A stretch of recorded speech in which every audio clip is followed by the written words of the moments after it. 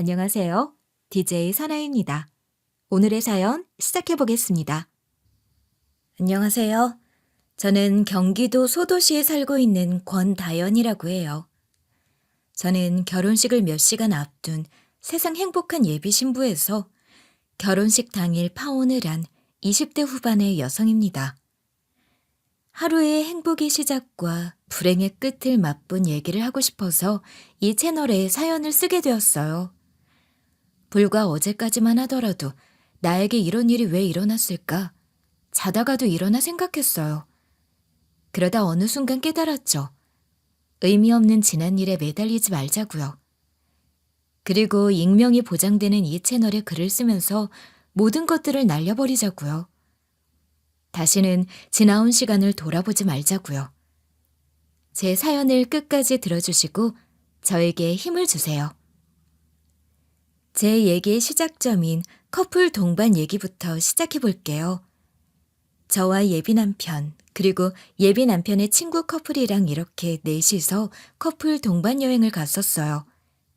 참, 커플 동반 이야기를 하기 전에 예비 남편에 대해 잠깐 소개할게요. 예비 남편은 당시 중소기업을 다니다가 사업을 준비 중에 있었어요.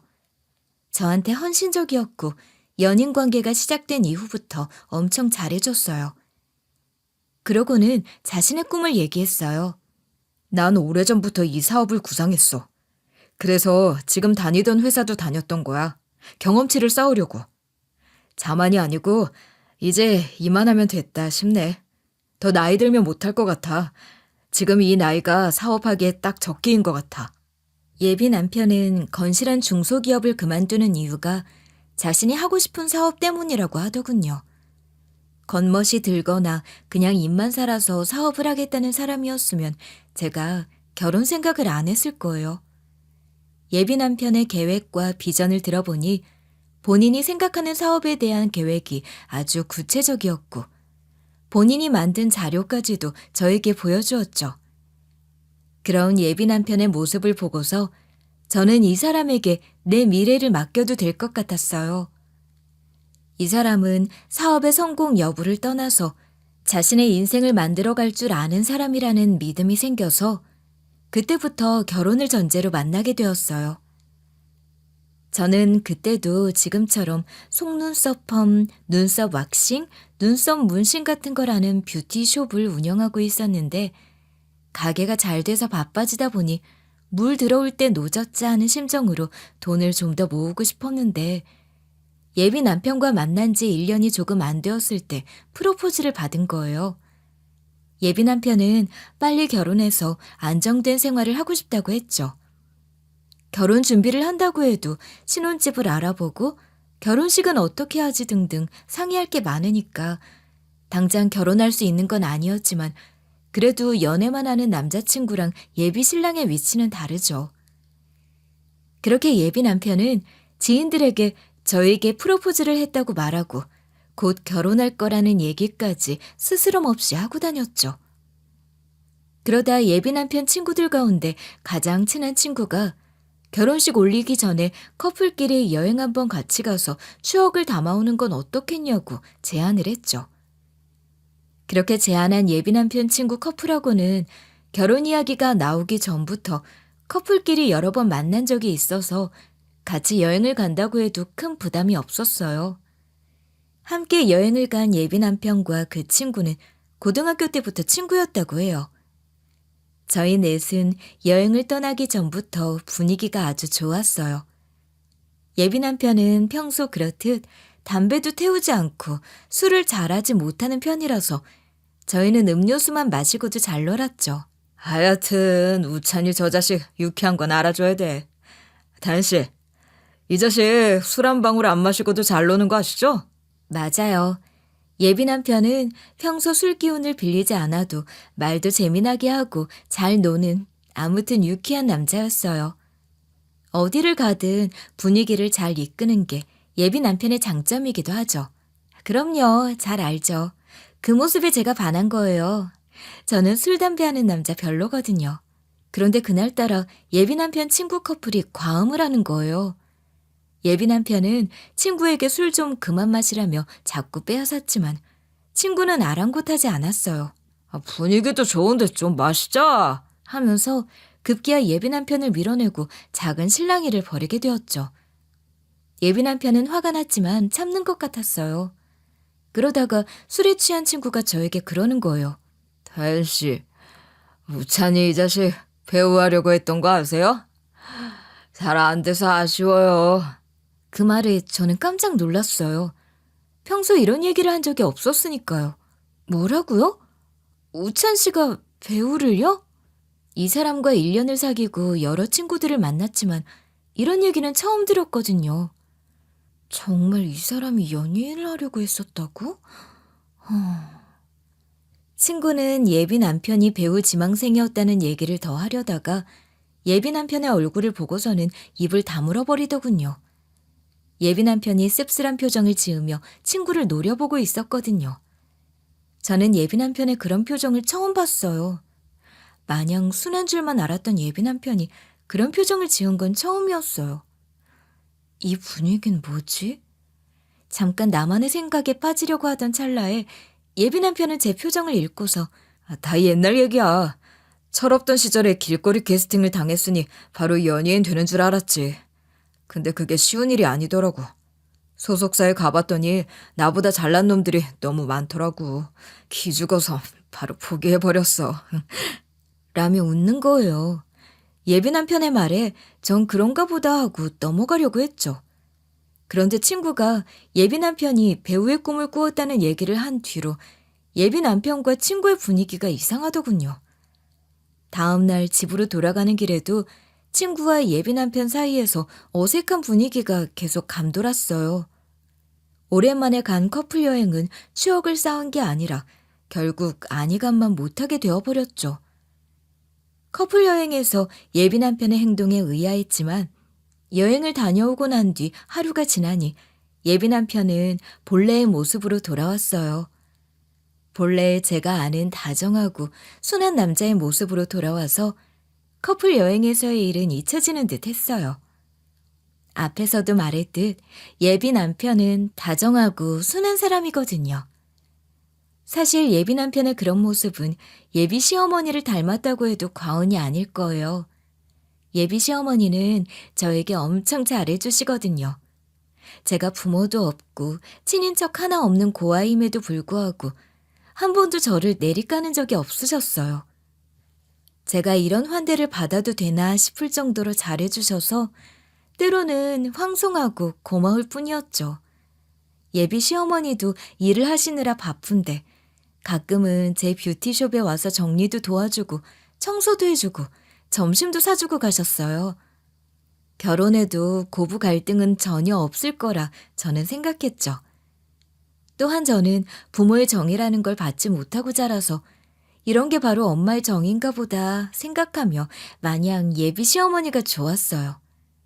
오죽했으면 제가 예비 시어머니에게 이런 말을 했겠어요.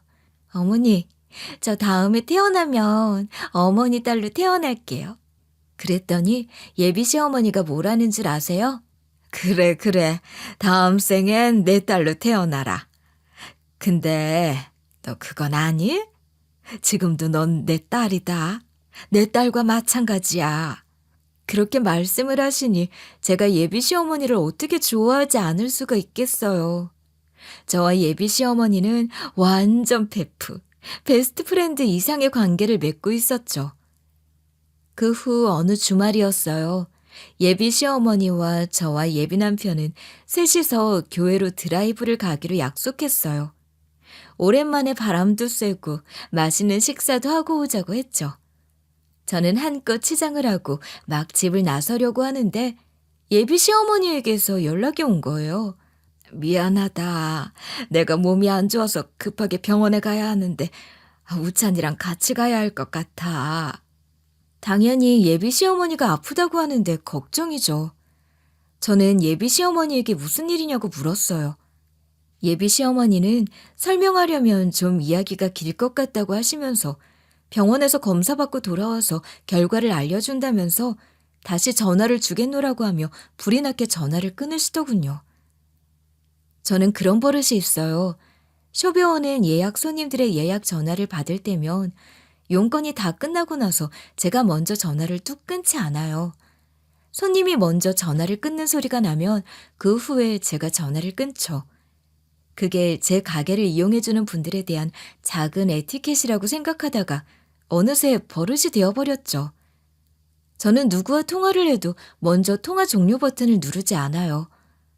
그래서 저는 예비 시어머니와 통화를 할 때도 늘 예비 시어머니가 전화를 먼저 끊으면 그 후에 제가 전화를 끊는 버릇이 있죠. 그날도 그렇게 예비 시어머니와 통화를 끝내고 예비 시어머니가 먼저 통화를 종료하길 기다리고 있었죠. 그런데 이게 무슨 소린가요? 예비 시어머니가 전화기 종료 버튼을 누르지 않은 거예요. 그래서 예비 시어머니가 있는 그 공간 안의 이야기를 제가 다 들어버린 거예요. 너 요즘 진짜 왜 그러니? 정신 차린 줄 알았는데 또 그럴 거야? 술을 처먹었으면 곱게 처먹으라고 몇 번을 말해 이 썩을 새끼야. 너 때문에 엄마 입은 시궁창이야. 내가 언제까지 너를 위해서 거짓말을 입에 달고 살아야 하니? 대체 넌 언제까지 내 속을 썩을 문드러지게 할 건데 이 자식아. 하루도 날 편하게 하는 날이 없어. 나도 이제 나이가 들어 힘에 부치다. 제발 나도 이젠 두 다리 좀 뻗고 살자. 이러다가 네 여자친구 다현이가 알게 되는 건 시간 문제야. 결혼 안 한다고 하면 어떡할 거야. 제발 정신 차려라. 제발 다현이 놓치지 않게 정신 차리라고. 교양이 있는 줄 알았던 예비 시어머니의 입에서 이런 거친 말이 나올 줄이야. 생각하지도 못했어요. 솔직히 이게 무슨 소리인지 당황스러웠어요. 더욱 당황스러운 건 예비 시어머니가 예비 남편에게 술을 처먹으려면 곱게 처먹던가 언제까지 내 속을 썩일 건데 하는 이런 말들이었어요. 저는 제 귀를 의심하다가 핸드폰을 가져다 제 귀에 가져다 댔어요. 더 정확히 잘 들으려고요. 그렇게 한 30초 정도 지났을까요? 예비 시어머니가 휴대전화기에 통화가 종료되지 않은 걸 알아버린 것 같았어요. 어머나, 전화가 안 끊겼네. 얘가 다 들은 거 아니야? 참 좋아. 이러는 겁니다. 저는 예비 시어머니의 이 말에 더욱 깜짝 놀랐어요. 저도 모르게 그만 핸드폰 종료 버튼을 눌러버렸죠. 전화를 끊고 나서도 저는 잠시 멍해 있었어요. 그러다 나름 제 식으로 해석을 했죠. 예비 시어머니의 말투가 쇼킹하긴 했지만 그래도 뭐 자기 자식을 그렇게 표현하는 건 보통의 가정에서 있을 수 있는 일이다라고요. 저 같아도 그렇죠. 술 처먹고 숙취 때문에 일어나지 못하는 아들에게 좋은 말이 나오기는 힘들죠. 다만 예비 시어머니와 저와 함께 드라이브를 가자고 했던 전날인 걸 뻔히 알면서도 과음까지 한 예비 남편에게는 화가 났지만 이 부분은 다음에 따지기로 하고 밀린 집안일이나 하자 싶어서 돌아서려는데 전화벨이 울리는 거예요. 누구지? 하고 수신인을 봤더니 예비 시어머니인 거예요. 전화를 받자마자 예비 시어머니가 그러시더군요. 너 오해하고 있는 건 아니지? 우리 우찬이가 그런 애가 아닌데 속상한 일이 있어서 술을 엄청 마셨나 봐. 얼마나 속상했으면 평소 마시지도 않는 술을 마셨을까. 그러니 이 시간까지 도저히 못 일어나지. 너랑 약속해놓고 못 지켜서 미안하다고. 또 너한테 한 소리 들을까 봐서 나한테 전화하란다. 내가 먼저 사과하마. 미안하다. 이해해 줄 거지? 우리 우찬이한테 너무 뭐라고 하지 마라. 다음에 우리 더 좋은 곳에 가서 바람도 쐬고 더 맛있는 거 먹자. 내가 다 쏠게. 예비 시어머니는 진심을 다해 저에게 사과하셨어요. 솔직히 말해서 저는 예비 남편이 술 마시고 뻗은 것도 뻗은 거지만 사실 약속이 깨진 거에 대해서 더 실망스럽고 화가 났었어요. 저도 얼마 만에 뷰티숍 셔터를 내리고 쐬러가는 콧바람인데요. 예비 남편이 정신 차리면 꼭 한마디 해주려고 했는데 예비 시어머니가 이렇게까지 말을 하니 어른 앞에서 화를 낼 수도 없고 불끈 올라왔던 화가 조금은 누그러져 버렸죠. 다음 날이 되었어요. 예비 남편이 저에게 전화를 해서 사과를 하더군요. 미안, 그럴 일이 좀 있었어. 다시는 안 그럴게. 사과 받아주는 거지? 사과야 100번, 1000번 받아주죠. 이미 예비 시어머니의 사과도 받아놓았으니까요. 그런데 이건 좀 물어보고 싶더라고요. 확실히 알고 싶었어요. 근데 좀 이상하네. 자기 평소에 술 안 마시지 않나? 술 잘 마시는데 나한테 속인 거 아니야? 술 먹을 줄은 알지. 술 못 마시는 사람이 어딨어. 그런데 안 마시는 거지. 근데 어제는 너무나 속상한 일이 있어서 술에 의지하고 싶었어. 저는 궁금했어요. 평소에 술이라고는 입에도 대지 않는 사람이 무슨 일 때문에 술을 입에 댔는지, 그것도 취할 정도로 마셨는지를요. 그 의지하고 싶은 일이 뭔데? 술 말고 나한테 의지하면 안 되나? 나한테 얘기하고 나와 상의하면 안 될 일이었어? 그러자 예비 남편이 진지하게 그러더군요. 정말 알고 싶어? 그럼 이건 전화로 할 얘기는 아니고 만나서 얘기할게. 다 털어놓을게. 전화를 끊고 두어 시간이 지난 후에 예비 남편이 제 집으로 왔더군요. 예비 남편은 다소 심각한 표정으로 소파에 앉아서 얘기를 시작했어요. 그런데 말이죠. 말을 하기도 전에 사지를 벌벌 떠는 거예요. 이건 또 뭐야? 요즘 왜 이러나 싶더군요. 자기 왜 그래? 어디 아파? 몸살이야? 예비 남편은 그런 거 아니라고 하더군요. 그러면서 저에게 물 한 잔만 가져다 달라고 하는 거예요. 저는 따뜻한 물을 가져다 줬어요. 물을 마시더니 예비 남편은 조금 차분해진 듯 했어요. 그리고 천천히 말을 시작하더군요. 어제 자기 만나기로 한 전날이었어. 사업상 만날 사람들이 있어서 만나고 오는데 예전에 날 괴롭혔던 놈들을 길에서 우연히 마주친 거야. 그때 트라우마가 떠올라서 너무 힘들었어.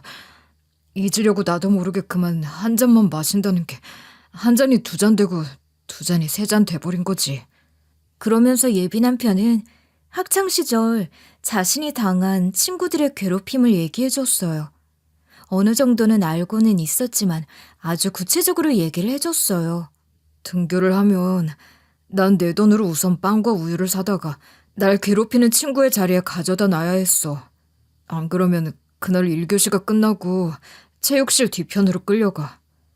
점심시간엔 급식판 앞에 물을 떠다 놔야 돼. 한 번은 날 가장 많이 괴롭히던 놈이 전자상가에서 노트북을 훔쳐오라고 했어. 난 어쩔 수 없이 노트북 훔쳐다 줬어. 근데 CCTV에 내 얼굴이 고스란히 찍혀서 경찰서에 갔지. 다행히 용기 내준 반 친구들 덕에 억울함은 풀었어.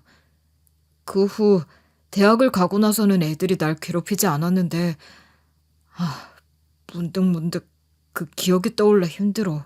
예비 남편의 얘기를 듣고 전 심장이 뛰기 시작했어요. 사실 저도 학교에서 나쁜 친구들로부터 피해를 당한 학생 중에 한 명이었거든요. 저처럼 고아는 아이들에게 따돌림을 당하기가 쉬우니까요. 예비 남편과 전에 한번 이런 얘기를 한 적은 있었어요. 하지만 서로가 피해자인 것만 공유했지 친구들에게 당한 피해 수위에 대해서는 언급하지 않았어요. 얘기하면 뭐하나요? 화내봐야 뭐하나요? 그때의 기억만 다시 떠오를 뿐이죠. 예비 남편은 학창시절의 얘기를 하려고 마음먹고 나온 듯 했어요. 그간 쌓아둔 얘기를 다 하더군요. 내가 배우를 관뒀던 이유도 그 때문이야. 처음 배역을 맡았는데 괴롭힘 당하는 학생 연기를 하라는 거야. 처음엔 하려고 했어. 눈 딱 감고 하려고 했는데 안 되더라고. 나도 모르게 그때 그 트라우마가 생생히 다시 살아나 발작을 해버리더라고. 그래서 그 역할에서 하차당하고 소속사에서 이 사실을 알게 돼버렸지. 그런 나를 소속사에서는 배려해줄 줄 알았는데 오히려 그런 거야. 이런 발작 증상이 있으면 연기를 하기 어렵지 않겠냐고. 무명 배우니까 이런저런 들어오는 모든 역할들을 소화해내야 하는데 이런 작은 역할 하나도 이겨내지 못하면서 앞으로 어떡하려고 그러냐며 소속사에서는 예비 남편에게 도리어 뭐라고 했다는 거예요. 앞으로 이런 유사한 역할이 들어올 때면 이번처럼 발작을 일으킬 거냐고 하더랍니다. 그러고는 이 문제를 해결한 뒤에 다시 계약을 맺자고 하더랍니다. 소속사 얘기도 어느 정도 일리가 있더라고. 난 일단 배우의 꿈을 접고 정신과를 다니면서 치료부터 받았어. 그러다가 알게 됐어. 난 배우의 적성보다는 회사원이 맞는다는 걸. 그래서 정신과 치료를 받고 나서 일반 회사에 들어가 직장인이 됐던 거야. 근데 굳이 배역을 맡아본 것도 아닌데 배우가 꿈이었다는 얘기를 너한테 할 필요가 있겠어? 그래서 안 한 거야. 그러면서 예비 남편이 그러더군요. 내가 술은 입에도 되지 않는데 1년에 한 번 정도는 술을 마시는 것 같아. 이상스럽게도 1년에 한 번 정도는 포금을 하게 되더라고. 그 이유는 바로 트라우마를 자극하는 상황을 겪었을 때 불안한 마음을 달래려고 포금을 하는 거지. 불과 몇 년 전만 하더라도 포금하는 일이 없어서 그날로부터 내가 자유로워졌나 보다 생각했는데 엊그제 그런 일이 생겨서 또 포금을 하게 된 거야. 나도 나지만 엄마가 많이 속상해하셨어. 저를 만나고 나서 잠잠해졌다가 엊그제 포금을 하니 예비 시어머니가 예비 남편을 혼낸 거라고 하더군요. 저는 예비 남편의 사정을 듣고 그제야 모든 걸 이해하게 되었어요. 커플 여행을 가서 친구가 배우를 했다는 말에 갑자기 표정이 변했던 예비 남편도, 평소와 다르게 예비 남편에게 비속어를 섞어가며 얘기하던 예비 시어머니도, 그리고 술은 입에도 대지 않는다던 사람이 포금을 했다는 것도요. 예비 남편이 작정하고 말한 지난날의 얘기를 듣다 보니 어느새 저는 제가 등에 짊어지고 있던 짐의 무게까지 가벼워지는 듯 했어요. 제가 학창시절에 겪었던 친구들로부터의 괴롭힘이 한순간 녹아내리는 듯 했죠. 역시 짐은 나눠드는 게 맞나 봐 하는 생각도 들더군요. 그렇게 예비 남편과 저의 사랑은 더 굳건해지고 차근차근 결혼식 준비를 하게 되었어요. 결혼식은 예비 남편이 사는 동네 근처에 있는 레스토랑 겸 스몰 웨딩 전문 식당에서 하기로 했죠. 예비 시어머니도 예비 남편도 허례허식이 싫다는 입장이었어요. 저도 고아여서 부를 가족도 아예 없었기 때문에 나쁘지 않았어요. 혼주석이 비어있는 걸 많은 사람들이 보면서 저를 불쌍하게 보는 것도 마음이 좋지는 않을 것 같았거든요. 결혼식 날이 되었어요. 아무리 스몰 웨딩이라도 메이크업과 웨딩드레스는 일반 결혼식과 똑같기 때문에 저는 이른 시간부터 준비를 시작했어요. 스몰 웨딩 전문 레스토랑이기 때문에 신부 대기실도 당연히 마련되어 있더군요. 저는 신부 화장을 마치고 신부 대기실에 앉아 있었어요. 저의 지인들이 하나둘 도착하고 웨딩 사진 작가가 저와 지인들의 사진을 찰칵찰칵 찍어줬어요. 너무나 행복했어요. 고아인 내가 결혼을 할 수 있을까? 결혼식은 올릴 수 있을까? 늘 그런 의문이 들었었는데 제가 결혼을 하다니, 지인들의 축복을 받으며 결혼식을 올리고 번듯한 남자의 시댁 식구들까지 얻을 수 있다니 정말 꿈만 같았어요. 결혼식 당일엔 너무나 실감이 나서 펑펑 울고 싶었지만 애써 한 화장이 지워질까 봐서 울컥함을 참고 또 참았죠. 그리고 마음속으로 깊이 다짐했어요. 나를 가족으로 받아준 예비 남편과 예비 시댁에게 충성을 다할 거라고요. 예비 남편이 노크를 하고 들어와서는 와, 우리 자기 오늘이 제일 예쁜데 최고의 신부야 하면서 너스레를 떨고는 절 칭찬해 주더군요. 저는 기분이 날아갈 것만 같았는데 그런데 갑자기 저쪽에서 쨍그랑 소리가 나는 거예요. 웨딩 사진 작가가 가지고 다니는 자기의 보온병을 바닥에 떨어뜨린 거예요. 사진을 찍는 중간중간에도 보온병에 든 물을 마시는 걸 봤거든요. 보온병이 떼구르르 굴러와 제 앞에 멈췄어요. 저는 웨딩 사진 작가에게 괜찮으세요? 라고 물어보고는 제 앞으로 굴러온 보온병을 주워서 주려는데 사진 작가는 괜찮다며 자기가 보온병을 주워도 된다고 하더군요. 그런데 사진 작가의 얼굴빛은 질색을 해서 하얗게 변해 있었고 자꾸 고개를 숙이더군요. 그러고는 봤더니 손도 벌벌, 다리도 벌벌, 사시나무 떨듯 떨고 있는 거예요. 저는 깜짝 놀라 사진작가에게 재차 물었어요. 정말 괜찮은 거 맞냐고요. 사진작가도 제 차 괜찮다며 저에게 걱정하지 말라고 말을 하더군요. 사진작가는 언제 그랬냐는 듯 벌벌 떠는 모습을 감추고는 본래의 모습으로 돌아왔어요. 갑자기 사시나무 떨듯 떨 수 있는지 좀 의아하긴 했지만 본인이 괜찮다고 하니 저도 더 이상 신경 쓰지 않기로 했죠. 예비 남편이 신부 대기실에서 나가자 사진작가는 신부님, 독사진 몇 컷 더 찍어요. 하시고는 저를 신부 대기실 소파에 앉으라고 하더군요. 그러면서 신부님, 티아라랑 옷 매무새 좀 더 봐드릴게요. 하고서는 제 곁으로 오는 거예요. 그러면서 작은 목소리로 신랑분에 대해 할 말이 있어요. 사람들 좀 내보내주세요. 라고 하는 거예요. 전 당황스러웠어요.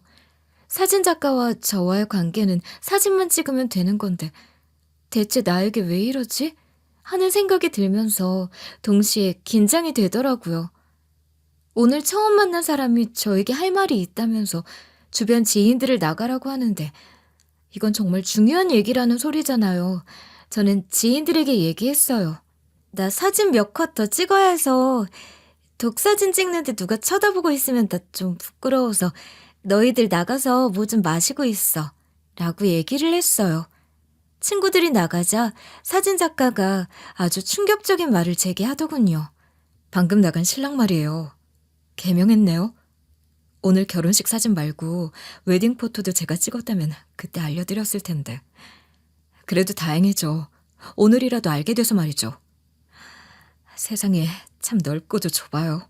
하면서 사진작가는 알 수 없는 이상한 얘기를 하더니만 바로 본격적인 얘기를 시작했어요. 뭔지 모르겠지만 중요한 얘기가 나올 것만 같아서 저는 침을 꼴깍 삼켰어요. 신랑님 이름 김우찬이 아니라 개명 전에는 김서진이라는 이름이었어요. 제 남동생과 동창이에요. 김서진은 학교에서 지나치게 친구들을 괴롭힌 가해자로 학교에서도 그 인근 학교에까지도 유명한 학생이었어요. 제 남동생을 얼마나 심하게 괴롭혔는지 말도 못해요. 제 남동생이 키가 작고 왜소한 편이었어요. 학습 능력도 떨어지고 교우 관계도 맺지 못했어요. 그렇다고 장애아는 아니고요. 항상 위축돼 있고 자신감이 떨어지다 보니 나쁜 친구들이 괴롭히기에 딱이었죠. 엄마와 전 그런 동생이 안타까웠어요.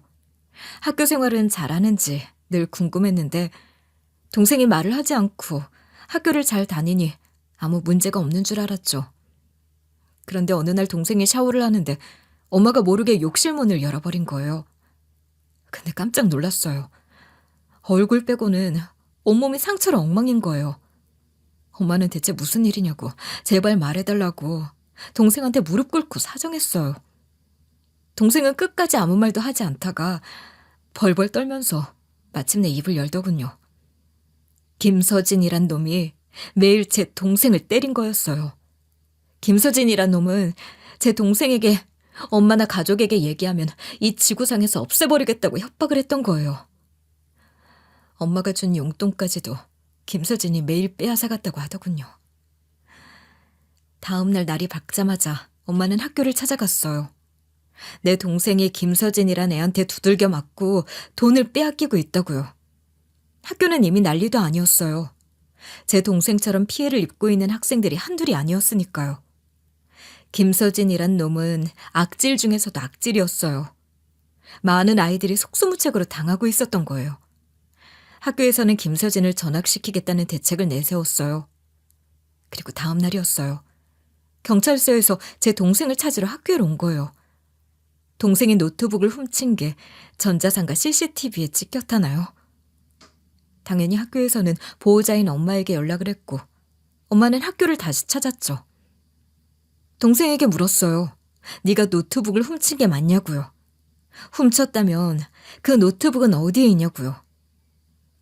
보복당할까봐 두려워 진실을 말하지 못하던 동생은 한참 후에야 입을 열었어요.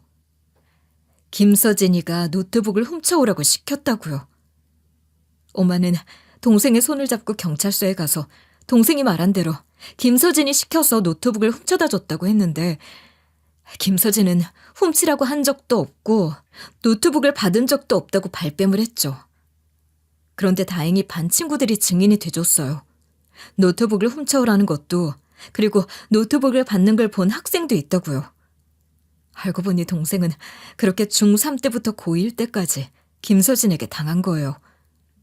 김서진이랑 중학교 때부터 연달아 같은 학교, 같은 반이었으니까요. 불쌍한 내 동생. 저는 동생에게 왜 그렇게 당하고 있었냐고 엄마나 누나한테 얘기를 하지 그랬냐 그랬더니 가족한테 말하면 쥐도 새도 모르게 없애버린다고 엄마랑 누나도 없애버린다고 협박을 했더래요.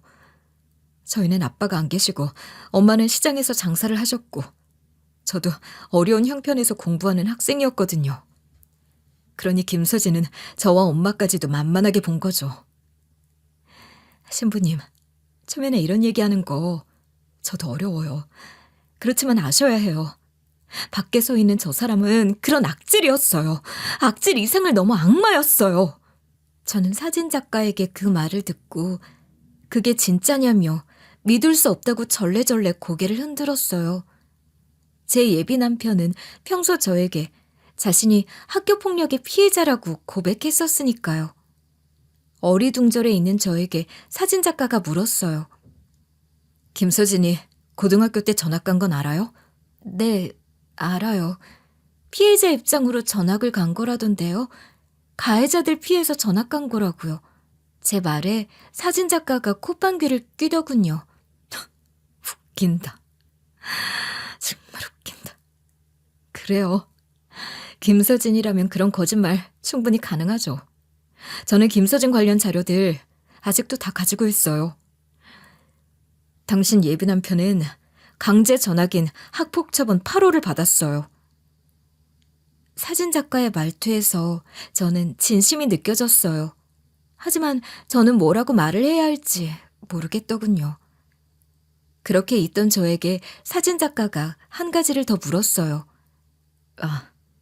그리고 김서진이 길거리 캐스팅돼서 배우 될 뻔한 건 아세요? 저는 고개를 끄덕였어요. 사진작가는 말을 이어갔어요. 사진 찍는 선배 작가 중에 한 명이 연예인 소속사에서 신인 배우들 프로필 사진을 찍으러 간다면서 저에게 보조 역할을 좀 부탁하더라고요. 선배를 따라 소속사에 갔는데 글쎄 그 자리에 김서진 그 자식이 있는 거예요. 악마 같은 자식이 천사의 미소를 지으며 카메라 앞에 서 있는데 그 자리에서 면상을 갈기갈기 찢어버리고 싶었어요. 동생이란 전 다른 학교였지만 김서진은 옆 학교에까지 소문난 막장 일진이었기 때문에 전 한눈에 알았어요.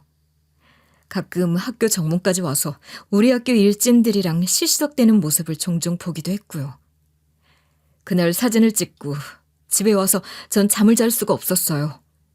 그러다 생각 끝에 학창시절 친구들을 못되게 괴롭히던 증거 자료들을 모두 모아서 그 소속사에 보냈죠. 그리고 몇 달 뒤에 선배 작가가 소속사 프로필 사진이 나왔다고 보여주는데 김서진 그 자식 이름은 없더라고요. 선배에게 물어봤죠. 그때 눈에 정말 튀던 개성 있는 신인 배우가 있었는데 안 보이네? 하며 너스레를 떨었죠. 그랬더니 선배 작가가 하는 말이 그 사람 까딱 데뷔시켰다가 소속사가 번거로울 뻔했다던데? 그 친구가 중학교 때부터 고등학교 때까지 친구들 괴롭히던 녀석인가 봐. 다행히 익명의 제보자가 있어서 소속사에서 싹을 잘라버렸나 봐. 끼가 그렇게 많은 것도 아니고 스타성이 있는 것도 아닌데 괜히 그런 애들 데리고 있음 소속사만 골치 아프다나. 맞는 말이지 뭐. 이 정도라면 제 예비 남편의 말이 확실했어요. 사진작가의 말에 전 제가 속았다는 것을 알게 되었고 배신감을 느꼈어요. 저에게는 본인이 학교 친구들에게 괴롭힘을 당한 피해자인 것처럼 말을 했는데 그게 모두 거짓말이었다니 손발이 부들부들 떨리더군요. 이 일을 어떻게 해결해야 할까 고민하다가 저는 일단 예비 남편에게 전화를 걸어서 신부 대기실로 와달라고 했어요. 전화를 끊자마자 예비 남편이 신부 대기실로 달려왔더군요. 그러면서 하는 말이 저기요, 왜? 무슨 일이야? 스몰 웨딩인데 엄마가 지인들을 생각보다 많이 초대하셨네. 인사 다니다가 왔는데 무슨 일이야? 급한 일이야? 저는 예비 남편을 불렀어요. 김서진 씨. 제가 예비 남편의 이름을 개명 전의 이름으로 부르니까 예비 남편이 처음에 당황을 하더군요. 저는 그 눈빛을 읽을 수 있었어요. 예비 남편은 금세 당황스러움을 감추고 정신을 차리더군요. 그러면서 하는 말이 김서진이 누군데? 그러는 겁니다. 저는 긴 얘기 하고 싶지 않았어요.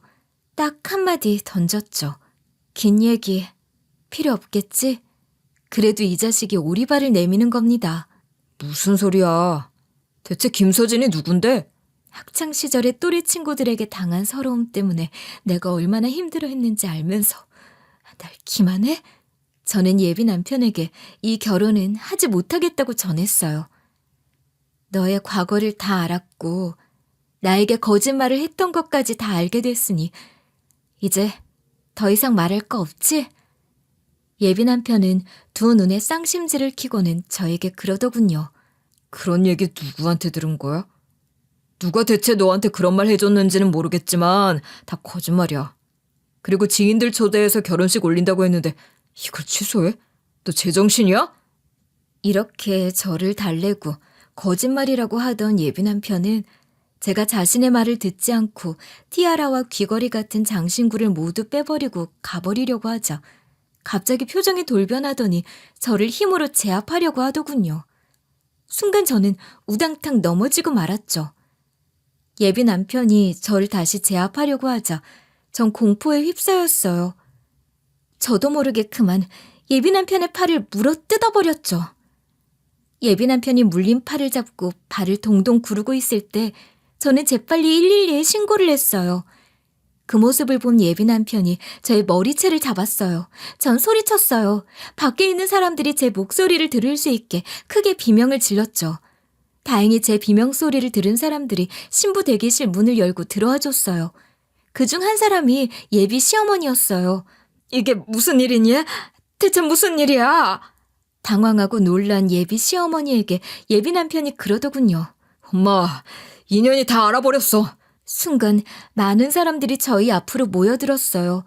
예비 남편이 큰 소리로 말했어요. 내 과거, 인연한테 말한 사람 누구야? 인연한테 내 과거 말한 사람 내가 알게 되면 가만 안 둘 거야. 자진 신고하면 내가 목숨은 살려준다. 그러면서 저에게 그러더군요. 넌 참 복도 지지리도 없는 년이다. 고아년 인생 구제해주고 그렇게 원하던 가족 만들어주려고 했는데 지복을 발로 차? 결혼을 하지 않겠다는 말에 예비 시어머니도 안색이 바뀌더군요. 그러면서 하는 말이 뭐라고? 고아 주제, 내 아들과 결혼하지 않겠다고? 주제 파악해! 예비 남편이 한술 더 떴어요. 코딱지만한 상가 얻어서 뷰티숍은 하지만 그래도 손재주가 좋은지 수입이 짭짤한 것 같아서 고아년 인생 구제해주려고 한 거지. 내가 뭐 널 사랑했겠냐? 라는 겁니다. 예비 남편의 이 말에 사진작가의 말이 100% 진심이었음을 저는 다시 한번 깨달았어요. 뭐라고? 내 뷰티숍 때문에 결혼하려고 했다고? 그래 이년아. 네가 뭐 볼 거 있어. 회사 다니기는 싫고 사업이나 했으면 싶었는데 돈이 있어야지. 이래저래 궁리 중인데 인연이 내 앞에 나타난 거라. 허라, 인연이 돈 좀 만지는 것 같아서 내가 봐준 거지. 전 어이가 없었어요. 그 자리에 주저앉아버리고만 싶었어요. 저는 온 힘을 다해 확인했어요. 그래서 결혼 빨리 하자고 재촉한 거였구나. 이제 알았냐? 알았으면 꺼져. 예비 시어머니는 예비 남편을 나무라더군요. 이번엔 네 과거 알고도 도망 안 갈 년으로 제대로 데려왔다면서. 이게 뭐야? 그러게 학창시절에 왜 친구들은 괴롭혀서 평생 이렇게 발목 잡혀 사는 건데 이 멍청한 놈아. 망신 이런 망신이 없다. 그래도 예비 시어머니는 양심은 있는지 저를 탓하지는 않더군요. 그런데 이놈은 이를 그르친 것에 대해서 절 탓하는 거예요. 그러게 말이요. 도망갈 곳도 없는 애로 데리고 왔는데 고아 주제에 내가 결혼해주는 것만으로도 감지덕지할 줄 알았죠. 에휴, 이놈의 꼬리표는 언제나 떨어질는지. 예비 남편이 신세한탄을 하자 예비 시어머니도 그런 자식 때문에 마음이 아픈지 갑자기 저에게 화살을 돌리더군요. 야, 가진 것도 없는 년이 우리 아들이면 감사합니다 해야지. 뭐가 잘났다고 결혼을 안 하겠다는 거야? 과거는 과거일 뿐이야. 다시는 안 그런다고 하잖아. 누가 과거에 김서진하고 살래? 김우찬하고 결혼하라고. 다시 생각해. 기회 줄 테니. 맞아. 우리 엄마 말이 맞네. 나 반성했다고. 개명하면서 다시 태어났다고. 김서진 아니고 김우찬이라고. 과거가 뭐 그리 중요하다고. 너 판단 잘해라. 기회 줄 때 하라고. 저는 이들을 비웃으며 딱 한마디 했죠. 쇼들 하고 있네. 이렇게 우왕좌왕하는 사이에 제가 신고한 경찰이 왔죠. 웨딩드레스 입은 채 저는 경찰서에 가서 진술을 했죠. 그리고 저의 결혼식은 그렇게 파투가 났어요. 결혼식에 간 저는 스몰 웨딩식장에 이어 또 엄청난 소리를 들어야만 했죠. 저희가 경찰서에 들어서자마자 경찰이 그러시더군요. 어라, 저분 또 오셨네. 아주 단골 손님이요. 이번엔 뭐 웨딩드레스 입은 여자랑 왔네요. 알고 보니 예비 남편은 경찰서에 온 게 처음이 아니었더군요. 예비 남편은 고등학교 때부터 술에 취해서 화가 나면 주먹을 휘두르는 습관이 있었더군요. 강제 전학까지 당한 후에는 본인도 살아야겠다고 생각했는지 술을 끊고 살았지만 결혼 후에는 제 눈치도 봐야 하니 술을 입에 대지 않아야 한다는 생각에 결혼 전 과음을 2번 했다고 해요. 처음에는 과음 후에 공원에서 잠이 들었고 2번째는 과음 후에는 길 가는 사람들과 시비가 붙어 경찰서에 왔다고 해요. 알고 보니 저랑 예비 시어머니랑 교회에 놀러 가자고 하던 그날이었더군요. 하필 그날 시비가 붙어서 예비 시어머니까지 경찰서를 들락거려야 했다고 해요. 또래 친구들을 괴롭히고 쌈박질에 술주정에 심지어는 저도 주먹으로 제압하려고 했던 이 남자는 이런 사람이었더군요. 경찰이 묻더군요. 정말로 결혼 안 할 거냐고요. 저는 그렇다고 당당히 얘기를 했죠. 예비 남편은 고아 주제에 결혼해 준 것만으로도 감지덕지할 일이지 본인은 아쉬울 것 없다고 얘기하더니만 진짜 제가 결혼을 하지 않을 거라고 하니 울고불고 매달리더군요. 나 자기 믿고 회사 때려치우는데 사업 시작하려고 했던 건데 그동안 난 뭐 먹고 살아. 자기가 나 책임져. 예비 남편의 말에 저는 기가 막히더군요. 자기란 소리 그만해. 그리고 내가 네 물주야? 저는 가차없이 예비 남편을 팽개쳐버렸죠. 정말 이 남자 소름이더군요. 많은 지인들을 초대하면 혹시나 지난 중고등학교 시절의 과거에 대해 떠드는 놈이 있을까봐 스몰 웨딩을 하자는 거였어요. 그리고 자기 사업하려고 저와 결혼을 하자는 거였고요. 그렇게 저의 결혼은 파투가 났어요. 저는 웨딩 사진 작가의 연락처를 알아내서 감사 인사를 표했어요. 그리고 저도 학창시절에 반 친구들에게 피해를 당한 피해자라고 얘기를 했죠. 사진 작가님의 동생도 빨리 지난 일을 잊었으면 좋겠다고 얘기하고요. 그 후 한 달 정도의 시간이 흘렀을까요? 저는 다시 일상으로 돌아와 뷰티숍에서 열심히 일을 하고 있어요. 그런데 느닷없이 예비 남편이 찾아온 거예요. 잠깐 할 말이 있다고요. 저는 이 상황이 너무나 불쾌했어요. 예비 남편에게 당장 나가라고 했죠. 그랬더니 예비 남편이 잠깐이면 된다면서 애걸을 하는 거예요. 저는 손님 가시고 나면 말하자고 잠깐 예비 남편을 기다리라고 했죠. 그리고 손님이 나가고 예비 남편에게 물었어요. 무슨 일인데 남의 일터까지 찾아와서 이러는 건데? 이러면 곤란하지. 그러자 예비 남편 하는 말이 내가 배가 너무 고파서 그래. 저녁밥 먹게 10,000원 한 장만. 아니 15,000원만 주면 안 돼? 나 이제 직장도 없고 엄마한테도 쫓겨났어. 엄마가 나 나가래. 엄마도 이젠 나 지겹대. 나 때문에 고개를 들고 다닐 수가 없대. 이렇게 말하면 제가 받아줄 줄 알았을까요? 자업자득이야. 그리고 미쳤냐? 너한테 줄 15,000원이 어딨니? 저는 예비 남편을 쫓아내고 셔터문을 잠그고 퇴근을 하려고 했죠. 그랬더니 이 자식이 제 뒤에 대고 뭐라고 하는 줄 아세요? 지난 일을 나더러 어쩌라고. 철없는 시절에 앉아가지고 어른이 됐어도 그러면 난 어떻게 사냐고. 저는 걸음을 멈추고 뒤돌아서서 예비 남편에게 다가갔어요. 넌 머리가 부족하니? 네가 뭘 잘못했는지 아직도 몰라? 철없던 시절에 한 짓은 다 용서가 되는 거야? 철없던 시절에 한 짓도 수위라는 게 있어. 넌 그 수위가 너무 넘쳤어. 너한테 당한 친구들은 아직도 트라우마를 겪고 있어. 그 아픔을 안고도 악착같이 살려고 얼마나 노력하는데. 그런데 그런 네가 편하게 잘 살면 안 되지. 넌 더 세상 쓴맛을 봐야 해. 네가 뭘 잘못했는지 진심 어린 반성으로도 넌 모자라. 넌 평생 속죄하면서 살아도 부족하다고 하고 되돌아와 버렸어요. 아마 이 사람은 아직도 자신이 뭘 잘못했는지 모를 것 같아요. 다음 날 제 숍에 출근을 했는데 숍 정문에 낙서가 되어 있더군요. 굵은 사인펜으로 세상의 모든 욕을 다 숍 문 앞에 적어놨더라고요. 누구겠어요? 뻔하죠. 저에게 앙심을 품은 단 한 사람, 예비 남편 놈이죠. 저는 그 근거 자료들을 모두 제 핸드폰 카메라에 담아두고 CCTV를 켜봤어요.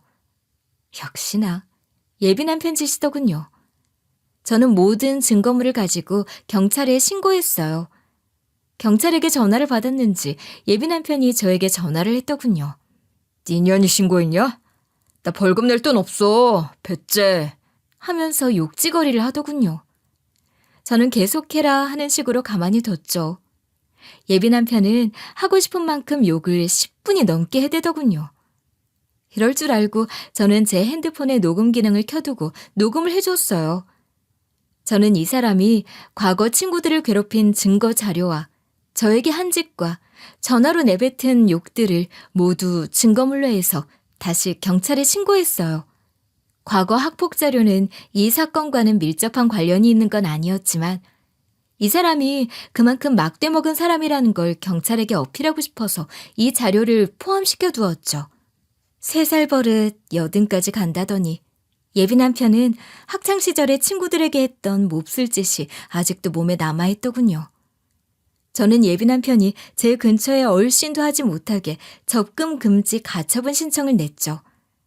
한편으로는 저에게 해코지할까봐 무섭고 또 한편으로는 오기만 해봐라. 그대로 받아버릴 거야. 하며 마음을 단단히 먹었죠.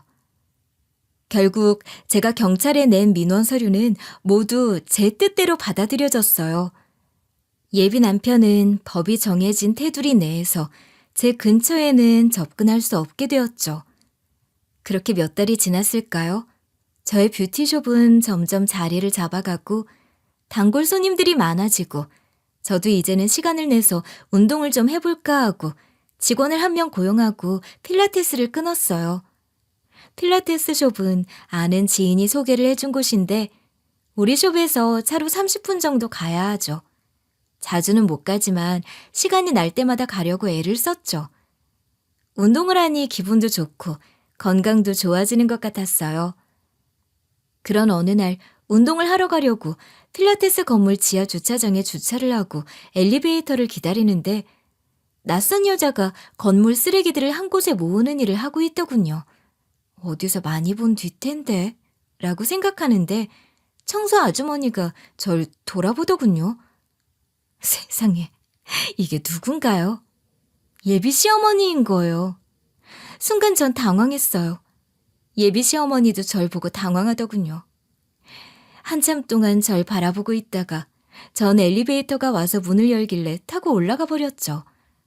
운동이 다 끝나고 주차장으로 내려왔는데 예비 시어머니가 절 기다리고 있더군요. 니년 때문에 내 아들이 인생 망쳤어. 사업도 못하고 백수돼서 집에 있는데 니년은 팔자 좋게 필라테스를 다녀? 나쁜 년. 고아 주제 얼마나 잘 사나 보자. 저는 제 핸드폰에 녹음 기능을 켜고 보여주면서 이렇게 말했어요. 기운이 남아 도나 봐. 당신도 접근 명령 금지해줘? 그랬더니 예비 시어머니는 제가 녹음을 할까 봐서 냅다 도망을 치더군요. 우습게도 자기 발등에 스텝이 꼬여서 넘어지다가 하필 주차턱에 머리를 콕 박은 겁니다. 아야, 아야 하면서 일어나는데 어찌나 우습던지요. 저는 예비 시어머니에게 그랬어요. 모두 당신 책임이야. 중학교 아들이 또래 친구들을 괴롭혔을 때 그때 바로 잡아줬다면 어떻게 됐을까? 지금 지하 주차장에서 쓰레기 처리하는 신세는 안 됐겠지? 그 엄마의 그 자식이지 뭐. 저를 노려보는 예비 시어머니에게 저는 한마디 더 던졌어요. 당신 아들 때문에 아직도 고통받는 친구들이 있는 것처럼 당신도 평생 지옥불 속에서 살게 될 거야. 당신도 그거 알고 있는 거지? 그랬더니 예비 시어머니의 두 눈에서 닭똥 같은 눈물이 흐르더군요. 하지만 이제 와서 눈물을 흘린들 무슨 소용이 있겠어요. 마음 같아서는 예비 남편의 만행을 온 세상에 알려버리고 싶었지만 그럴 방법이 없다는 게 아쉽더군요. 아무튼 예비 남편과 예비 시어머니가 망한 꼴을 봤으니 이제 저도 모든 걸 잊어야겠죠. 한 교실 안에서 반 친구들을 괴롭히는 일들이 세상에 다시는 일어나지 않길 바라면서 제 이야기를 마치겠습니다. 감사합니다.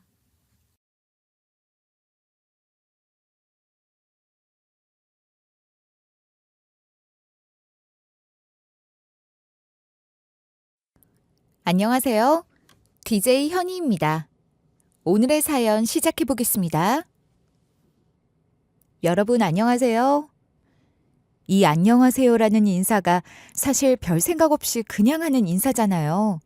그런데 가만히 생각하면 참 의미 있는 말 같기도 해요. 안녕하시냐는 게 두루두루 별일 없이 잘 지내시냐 뭐 그런 말인 거죠. 제가 한동안 그 안녕하세요라는 인사말도 잘 못할 정도로 힘든 시기를 보냈었어요. 드라마에서나 보던 일, 아니 드라마에 나와도 말도 안 된다고 할 것 같은 일들을 제가 겪었거든요. 제 눈으로 확인을 하는데도 믿을 수 없는 그런 일들이 정말 있더라고요. 그 일들을 다 겪고 지금은 조금씩 일상으로 돌아가고 있는 중이랍니다. 그런 중에 이런 곳에 제 이야기를 보내서 공감도 하고 그러면 조금 더 빨리 회복할 수 있지 않을까 하는 그런 기대를 하면서 제 이야기를 해보려고 해요. 저는 40대 초반으로 사실혼 관계인 남편과 아들 하나를 낳고 살고 있었습니다. 자식까지 낳고 사는데 왜 혼인신고도 못하고 사실혼 관계냐 싶으실 거예요. 남편에게 저 말고 본처가 따로 있다거나 그런 건 아니에요. 사실 제가 어린 나이에 결혼했다가 이혼하고 남편과는 재혼인 셈인데 그런 제 조건을 시댁에서 받아주지 않으셨거든요. 게다가 저는 배경이 되어줄 만한 친정도 없어요. 부모님도 일찍 돌아가셨고 가까이 지내는 친척도 없이 고아나 마찬가지인 거죠. 그러니 근본도 모르는 저 같은 여자와 절대 결혼시킬 수 없다고 시댁에서 반대가 정말 심했고 그런 상태에서 아이가 생겨 남편과 합쳐 살고는 있었지만 남편도 혼인신고 같은 것으로 저를 보호해줄 마음이 그렇게 있어 보이지 않았어요. 그런데도 그런 사람과 아이나 살 정도로 좋아했냐고 물으신다면 제 대답은 아마 긍정에 가까울 거예요.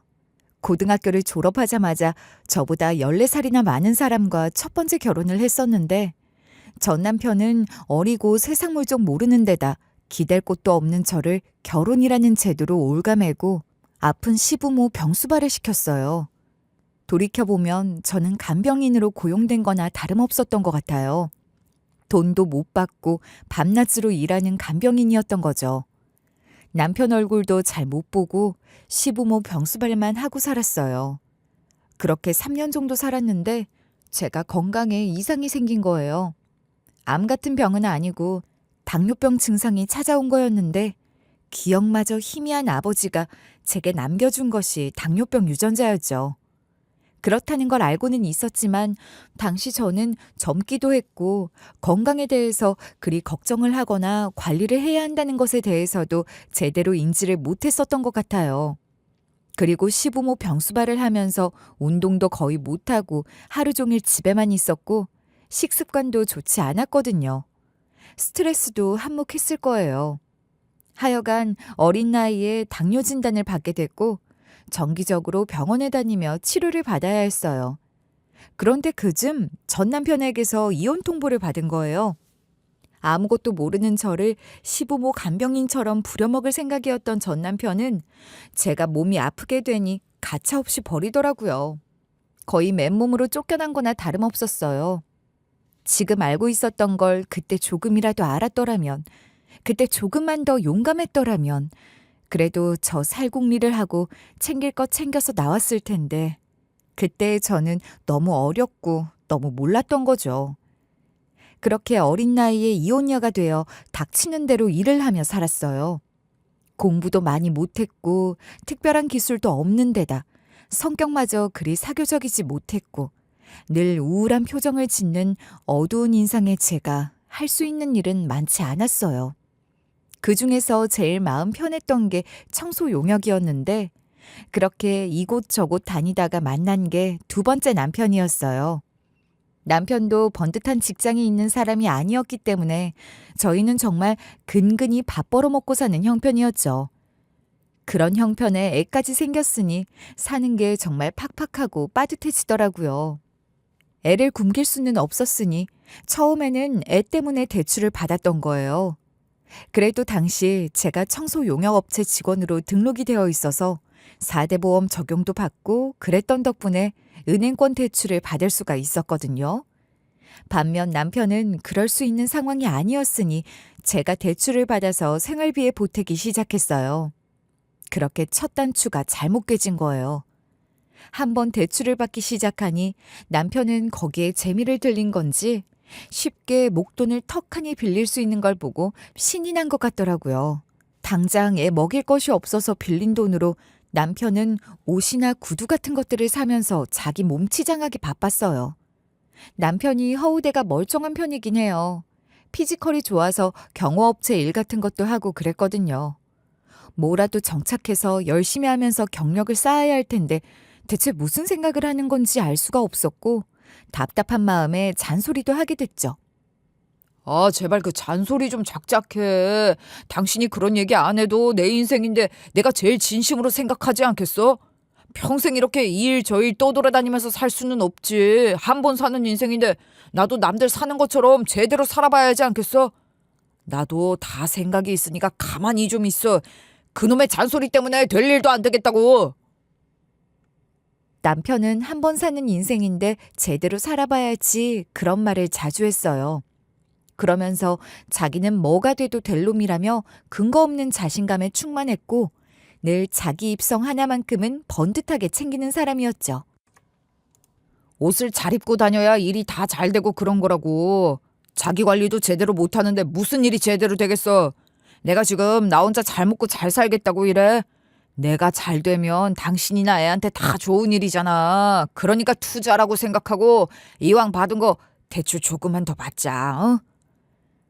남편은 그렇게 대출받은 돈을 그런 식으로 갖다 썼고 얼마 가지 않아 그 돈을 탕진하고 나면 또 대출을 더 받으라고 압박했어요.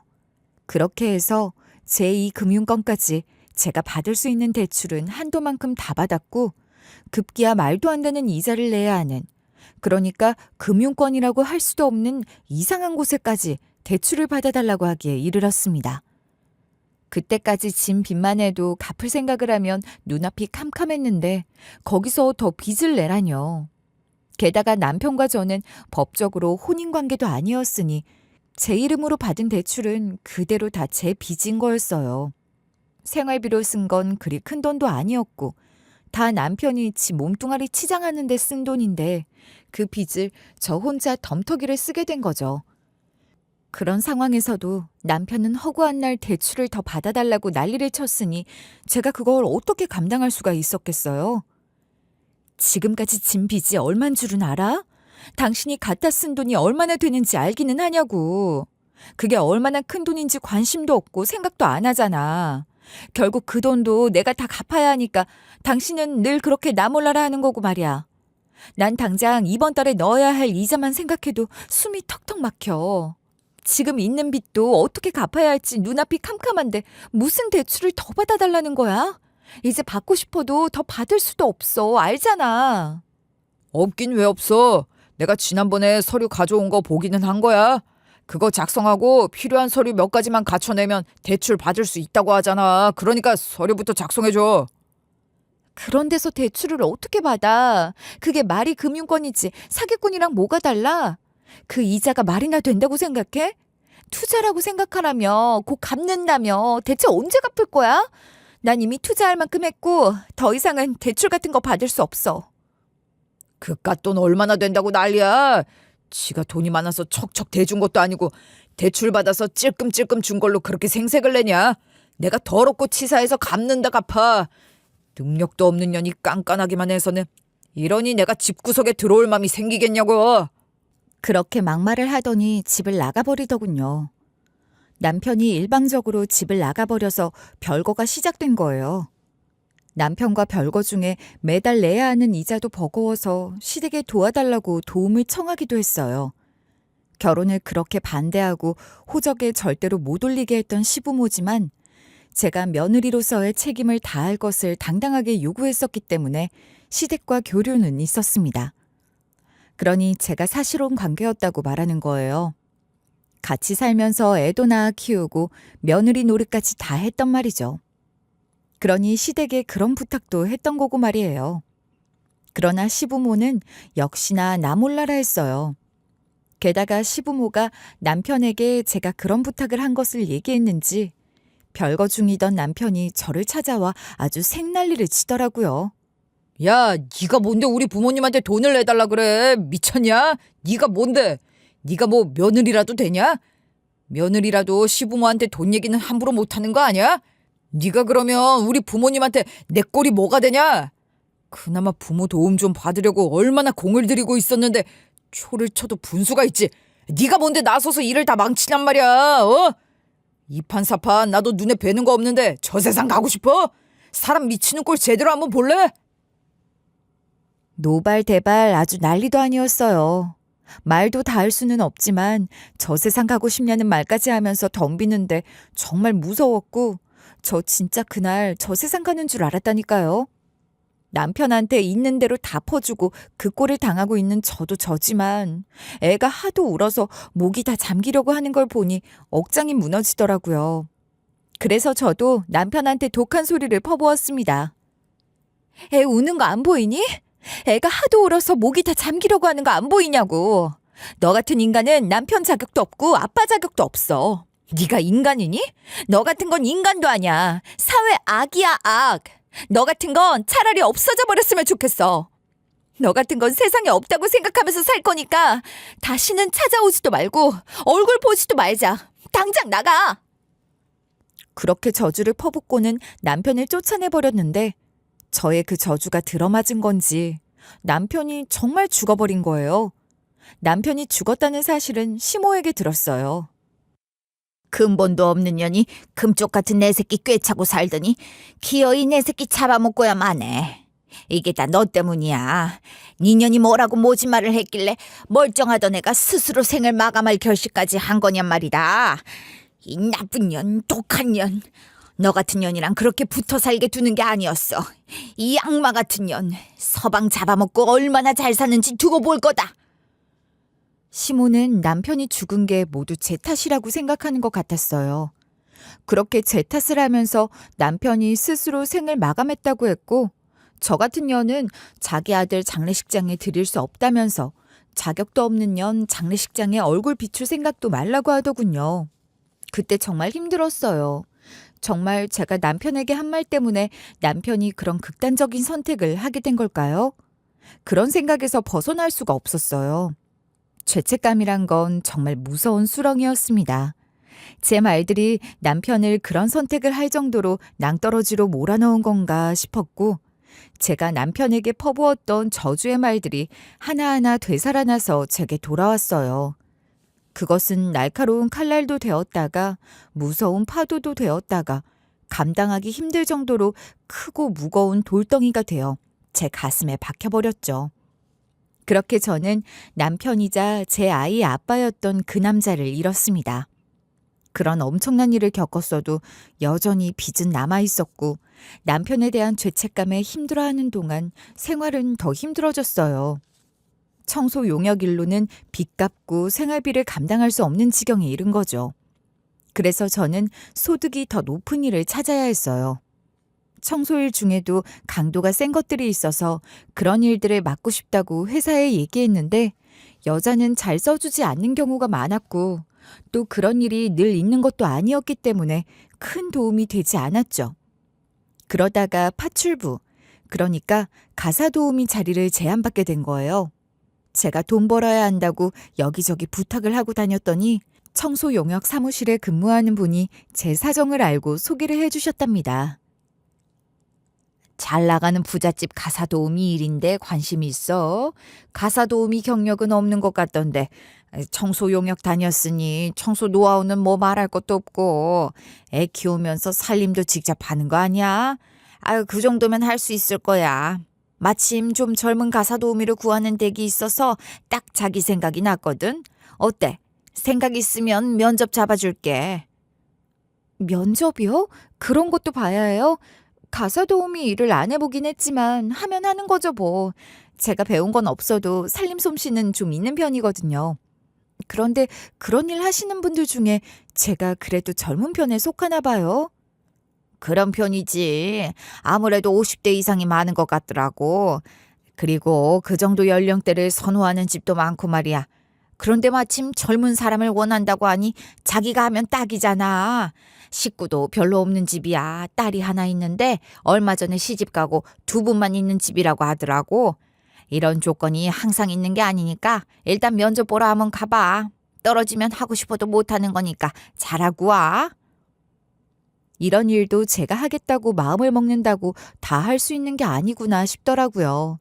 돈을 많이 준다고 하니 어떻게든 그 집에서 일을 하고 싶다는 생각에 단정하게 차려입고 면접을 보러 갔죠.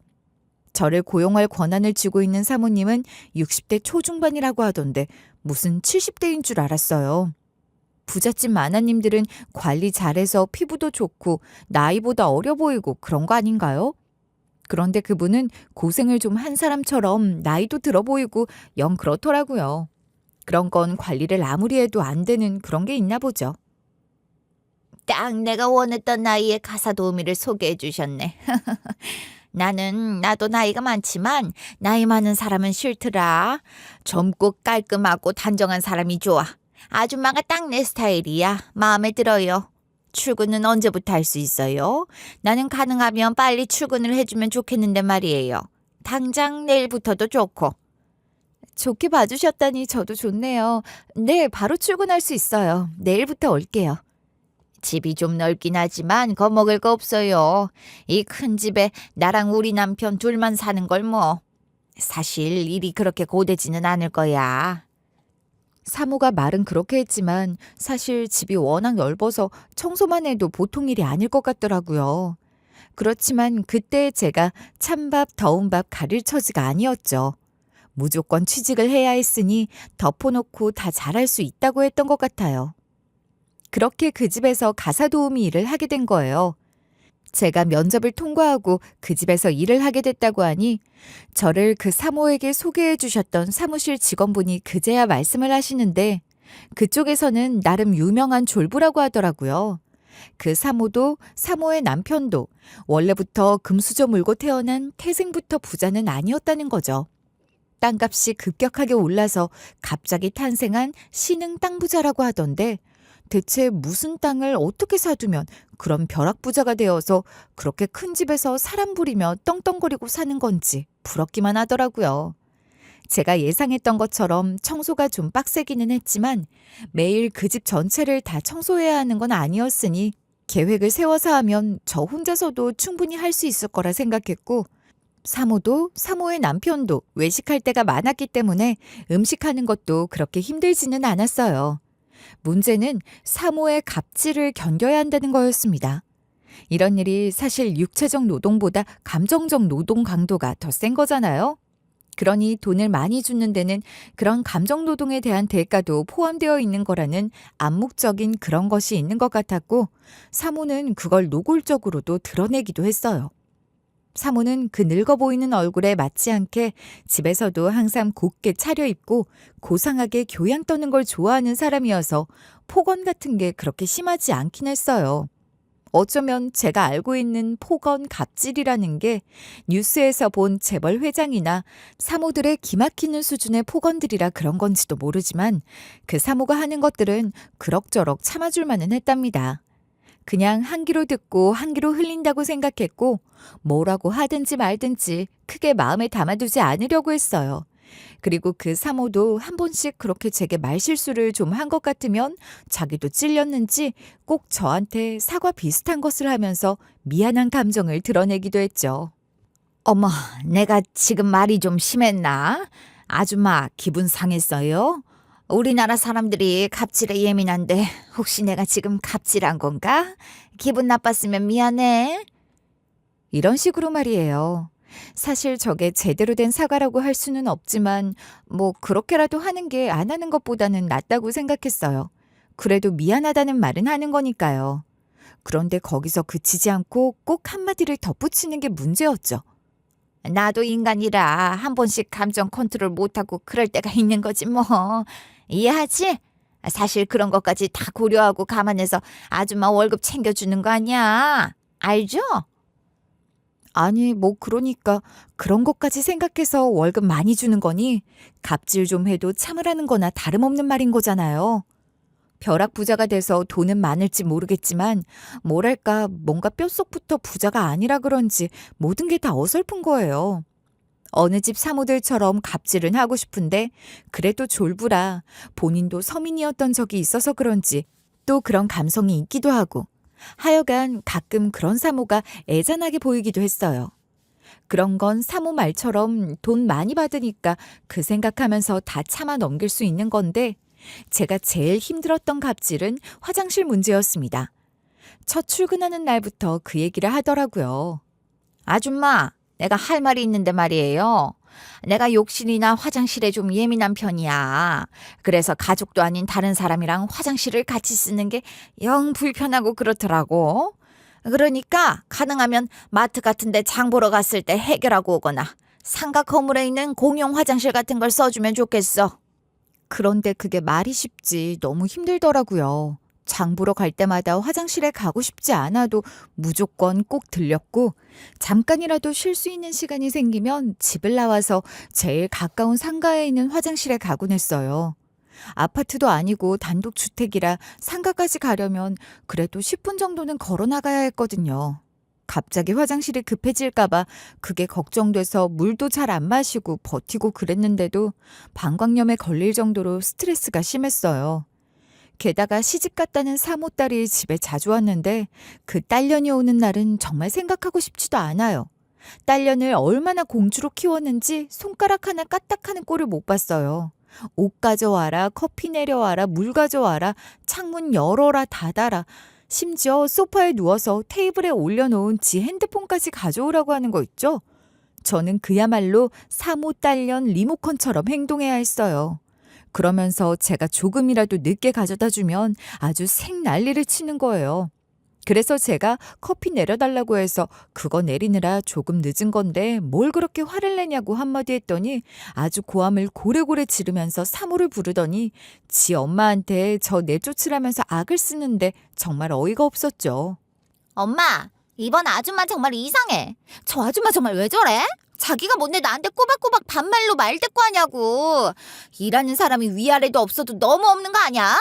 엄마가 또 불쌍하다고 너무 무르게 잘해주고 그런 거지? 그러니 윗사람 어려운 걸 모르고 저렇게 나오는 거 아니야. 당장 잘라. 널린 게 일하는 사람인데 바꾸면 될 거 아니야. 사실 그 딸 나이가 많은 것도 아니고 기껏해야 저보다 한두 살 많으려나? 어쩌면 저보다 어릴지도 몰라요. 그런데도 지가 상전이다 이거죠. 사사건건 갑질이 사모보다 그 딸년이 몇 배는 심했어요. 돈이 왼수인 거죠. 그 꼴을 당하면서도 그래도 꾸역꾸역 계속 일을 다니긴 했거든요. 그런 조건 좋은 부잣집 일이 쉽게 나오는 것도 아니고 옮긴다 한들 그 사람들보다 나은 사람들을 만나리란 보장도 없었으니 그냥 그렇게 다녔던 것 같아요. 그러던 어느 날 사모는 자기 딸 신혼집 청소 심부름을 시키더라고요. 딸이 하도 자주 오니까 올 때마다 반찬도 가져가고 그러긴 했어도 딸 신혼집 청소 심부름을 시키는 건 처음이었어요. 그러면서 바닥에 5만 원짜리 몇 장을 툭 던져놓더군요. 추가 수당이라면서 말이에요. 그래봤자 그 시간에 가서 청소하고 반찬까지 다 해놓고 나면 퇴근 시간을 한참 지날 게 뻔하니 추가 수당은 당연히 받아야 되는 건데 무슨 선심 쓰듯이 그러는 거예요. 아, 그래. 돈만 생각하자. 그렇게 마음을 다스리고 사모딸 신혼집으로 갔죠 뭐. 반찬 만들어 놓을 장까지 봐서 갔는데 사모가 적어준 주소대로 찾아갔더니 아주 어마어마하게 호화스러운 대저택이더라고요. 언젠가 사모 친구한테 뭘 좀 가져다 줄 게 있어서 평창동에 심부름을 갔던 적이 있었는데 그때도 입이 떡 벌어지게 큰 저택을 많이 봤었거든요. 사모 딸이 사는 집은 그 동네만큼 부자 동네에 있구나 싶었어요. 대체 어떻게 졸부가 된 거냐고 물어보고 싶어지더라니까요. 끝까지 그걸 알아내지 못해서 아쉬울 따름이네요.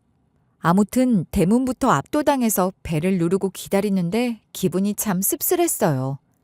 벼락부자된 부모 덕분에 평생 공주처럼 살다가 결혼해서 이런 집에 신혼살림 차리고 살면서 근심 걱정 하나 없을 것 같은 사모딸은 하루하루가 살맛나는 인생이겠구나 싶고 빈곤했던 제 신혼살림도 떠오르기도 했어요. 그런저런 생각에 우습게도 눈물이 핑 고여서 고개를 푹 숙이고 눈물을 삼켜야 했답니다. 인터폰을 받은 건 남자 목소리였는데 사모님 댁에서 보내셔서 온 가사 도우미라고 눈물을 삼키며 말을 했더니 문을 열어주더라고요. 대문을 열고 들어가니 인터폰을 받았던 것 같은 남자가 현관문을 열어주면서 들어오라고 안내를 하길래 처음에는 그 집에서 일하는 고용인인가 싶었어요. 그런데 속옷바람이나 다름없는 차림으로 있어서 깜짝 놀랐지 뭐예요. 고용인이 그런 차림으로 있을 리는 없고 사모딸 남편인 모양이다 했죠. 차림이 그렇길래 좀 당황하기도 했고 할 일이 많았으니 서둘러 주방으로 가려고 했던 것 같아요. 그런데 그 사람이 저를 보고 흠칫 놀라는 기색이 있는 거예요. 금방 표정을 바꾸긴 했지 분명 그런 눈치가 있었어요. 차림이 그렇다는 걸 자기도 인지를 못하고 있다가 나중에 깨달아서 그랬나 보다 생각하고 대수롭지 않게 넘기려고 했어요. 그런데 문을 열어주고 뒤돌아서는 그 사람의 등짝이 보였는데 러닝셔츠나 다름없는 걸 입고 있어서 등짝이 다 드러나 보였단 말이에요. 그런데 죽은 제 남편에게 있는 푸른색 점이 그 남자 등짝에도 있는 거였어요. 이게 믿어지시나요? 똑같은 위치에 똑같은 모양으로 말이에요. 그냥 점이 다 비슷하지 뭐 그렇게 생각하시는 분도 있을 텐데 제 남편의 그 푸른 점이 되게 특이한 거였단 말이에요. 색깔도 푸른색인데 동그랗게 꽤 큰 점이 얼핏 보면 복잡한 지도 같은 모양이었어요. 그래서 한창 사이가 좋았을 때는 제가 남편의 그 점을 보고 지구를 닮은 점이라고 불렀거든요. 그러니 남편의 그 점을 저보다 잘 아는 사람은 없을 거예요. 근데 그 점이 그 사람에게 있는 거예요. 그건 정말 말도 안 되는 상황이었죠. 얼굴은 분명 다른 사람이었거든요. 완전히 다른 사람이었어요. 근데 그러고 보니 체격은 또 비슷한 것 같고 혼란스러웠어요. 그 사람은 말하자면 죽은 제 남편의 업그레이드 버전 같은 사람이었습니다. 사실 제 남편이 피지컬은 좋아도 얼굴은 진짜 못생겼었거든요. 험상궂게 생기기도 했는데 진짜 못생겼었다고요. 근데 그 남자는 조각처럼 정말 잘생겼다란 말이에요. 훈남 정도가 아니라 조각미남 수준이었어요. 그리고 체격은 비슷해도 죽은 제 남편보다 몸이 훨씬 좋았어요. 딱 봐도 운동으로 다져진 몸인 게 티가 났어요. 분명 다른 사람이지만 묘하게 비슷한 분위기가 있었고 그리고 그 점은 정말 어떻게 설명이 안 되는 거란 말이죠. 근데 또 죽은 제 남편이랑 목소리도 비슷한 것 같은 거예요. 제 남편은 체격은 그렇게 좋으면서 목소리는 또 모기같이 앵앵거리는 소리여서 진짜 체격이나 험상궂은 얼굴이랑은 전혀 안 어울리는 동떨어지는 목소리였는데 그 남자 목소리도 딱 그랬어요. 그 사람이 제 남편일 리가 없고 현실적으로는 말도 안 되는 일이니까 그럴 리가 없다고 생각하면서도 자꾸만 의심이 생겼어요. 그렇게 특이한 모양의 점을 가진 사람도 드물 텐데 심지어 똑같은 위치에 똑같은 모양, 똑같은 색의 점을 가진다는 게 말이 되냐고요. 게다가 목소리까지 같을 수가 있을까요? 주방에서 반찬을 하는 내내 머릿속으로 오만 가지 생각을 했던 것 같아요. 그러다 결국 사모딸 신혼집 청소를 하면서 사모딸 남편의 것으로 추정되는 머리카락이나 칫솔 같은 걸 챙겨놨어요. 혹시 몰라서 음료수 한 잔 갖다 주고 그 사람이 사용한 컵도 챙겨왔다니까요. 그리고 그것들을 갖고 제 아이와 친자 확인 의뢰를 넣었죠. 설마 했던 일은 왜 꼭 믿을 수 없는 진실로 돌아오는 걸까요?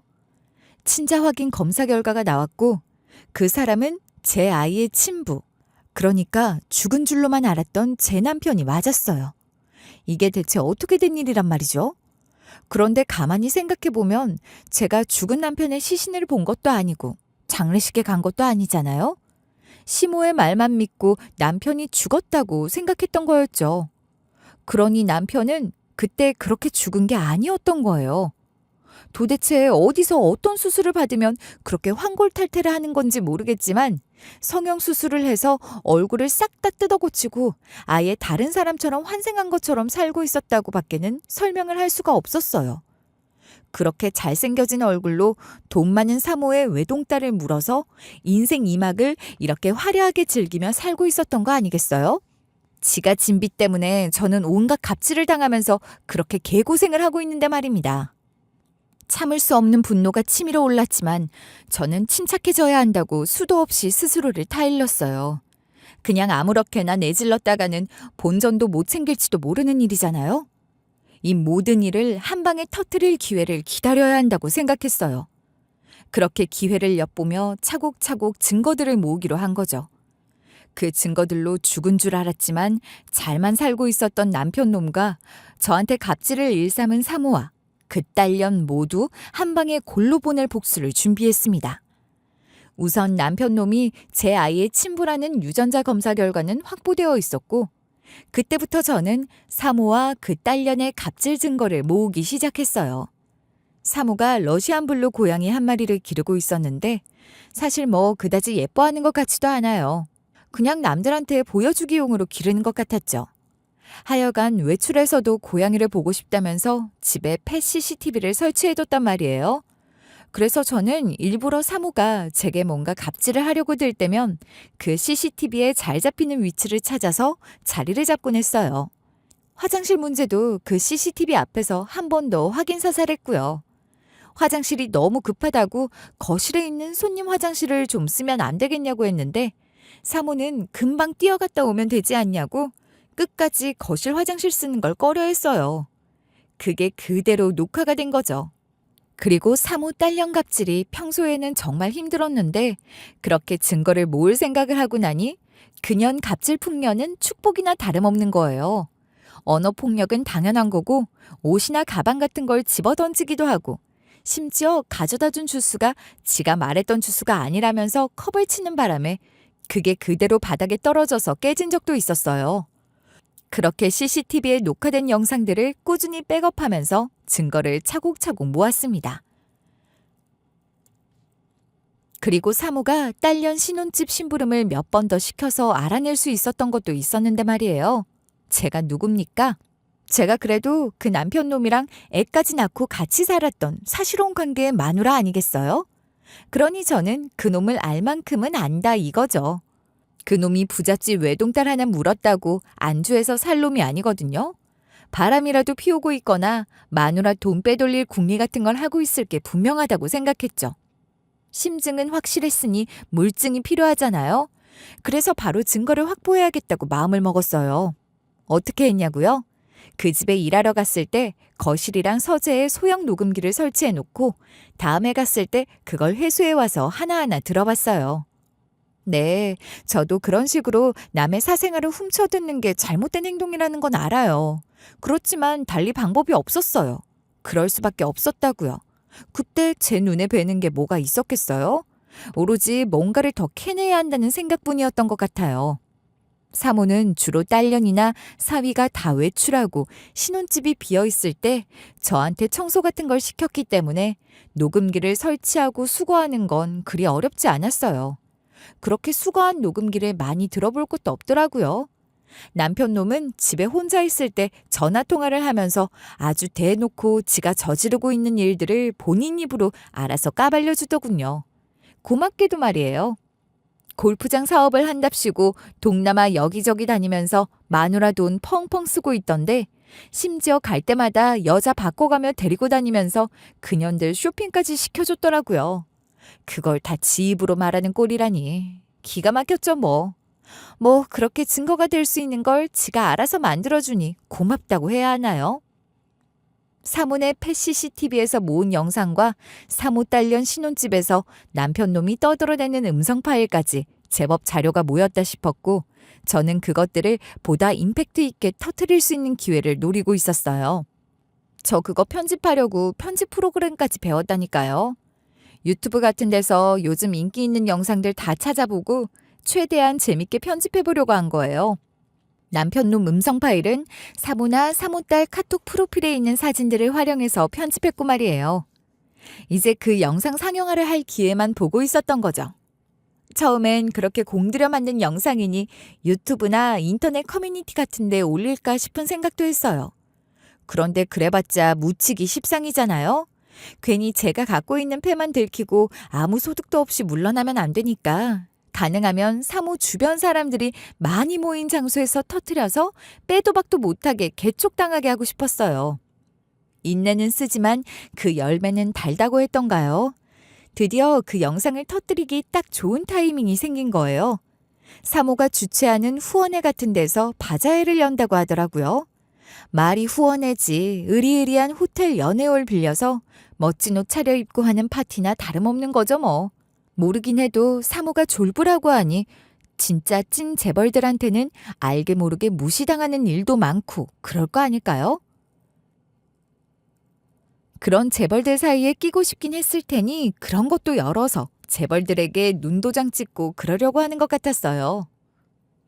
그래봤자 바자회에 진짜 귀티가 좌알잘 흐르는 사람들이 하는 말들을 들어보니 사모는 여전히 줄근 호박 취급당하는 것 같았지만 말이에요.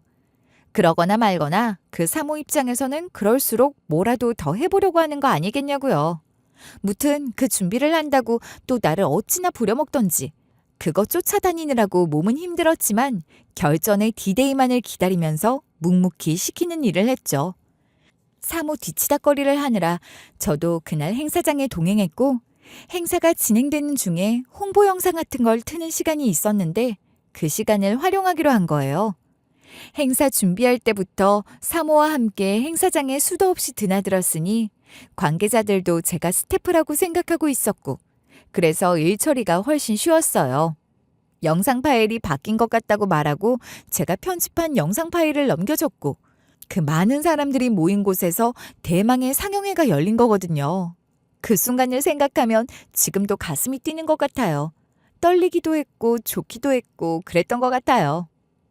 나중에 한 사실이지만 그런 부잣집에서는 가사 도우미를 쓸 때 비밀 유지 서약서 같은 걸 따로 작성을 한다고 하더라고요. 그 집에서 일하면서 보고 들은 것들에 대해서 절대 누설하지 않는다.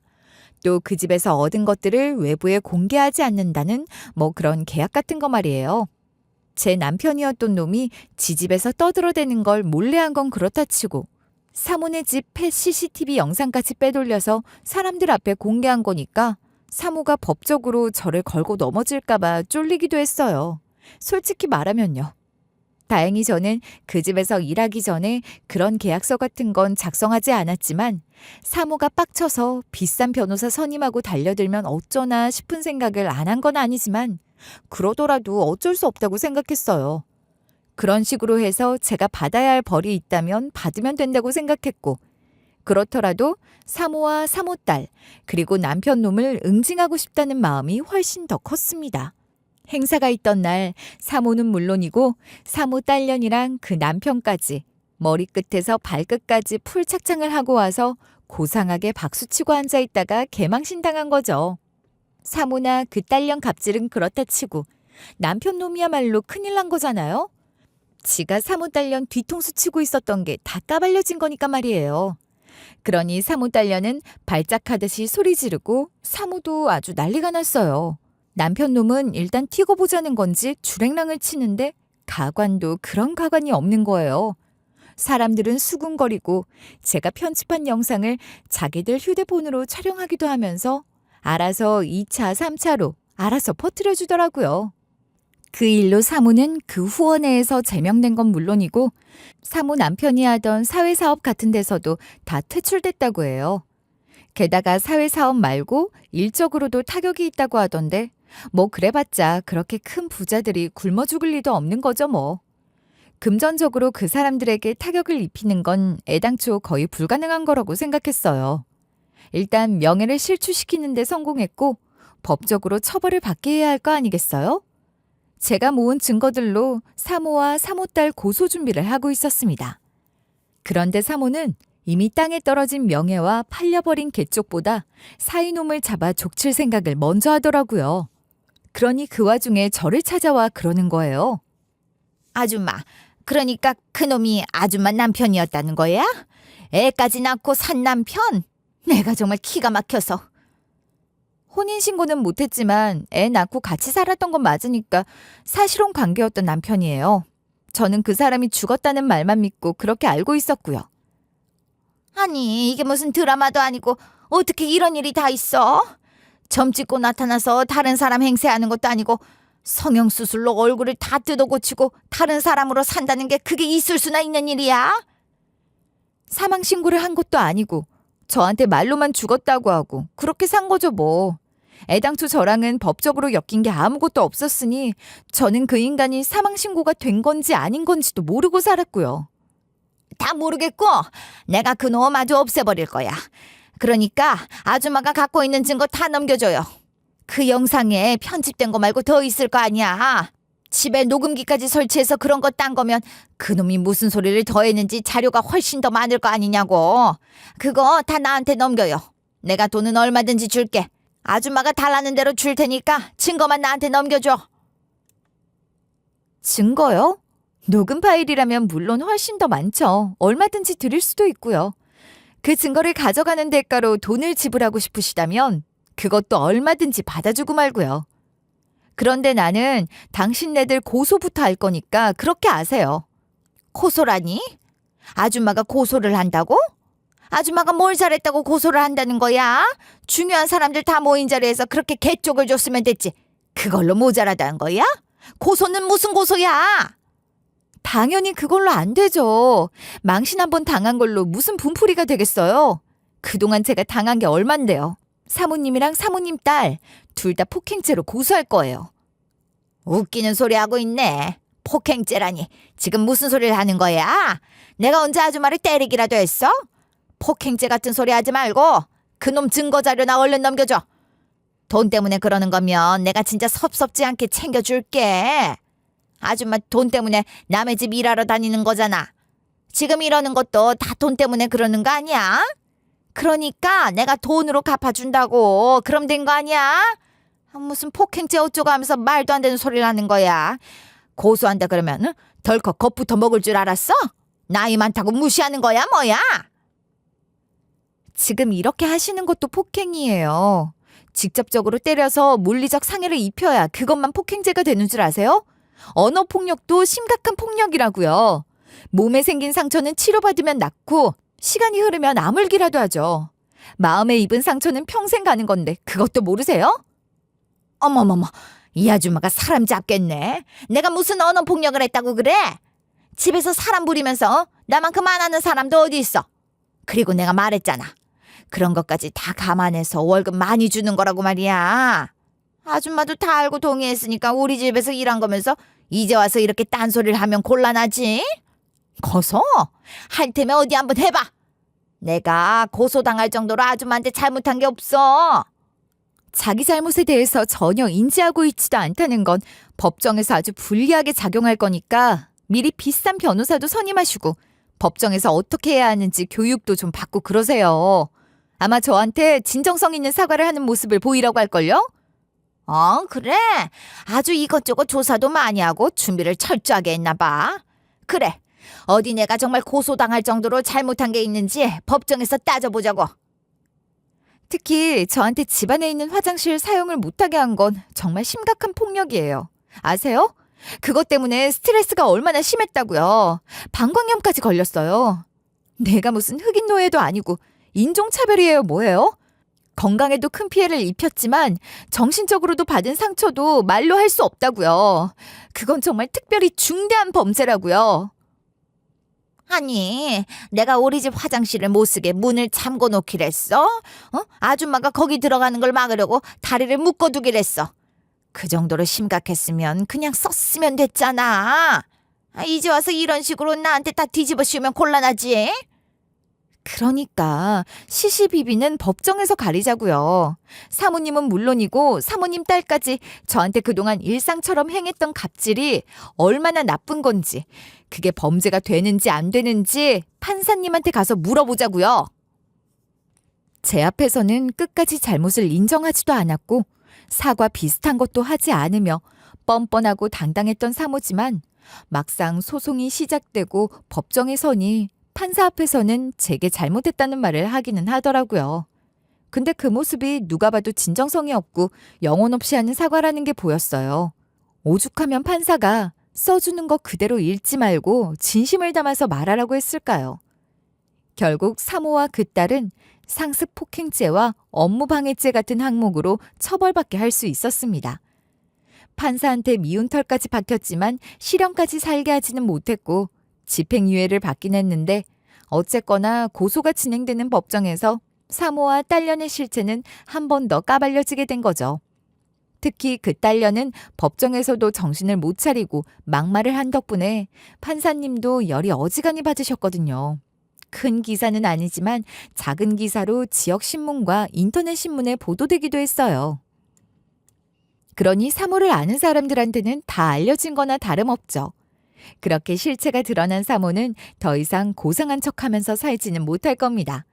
그것만 해도 큰 벌을 받은 거라고 생각해요. 물론 형사처벌과 별개로 민사소송을 진행해서 제가 받은 정신적 피해에 대한 보상도 받았어요. 죽은 줄 알았던 남편놈 얘기도 해야겠죠? 그 인간 같지도 않은 놈은 제 예상대로 성형수술로 얼굴을 완전 다른 사람처럼 바꾼 뒤 잘생겨진 얼굴로 부잣집 여식들을 꼬시고 다녔더라고요. 사모 딸년을 만나기도 전에 여러 집적거리고 다닌 거예요. 남편놈이 멀쩡히 살아있는 걸 알았는데 제가 가만히 있을 순 없죠.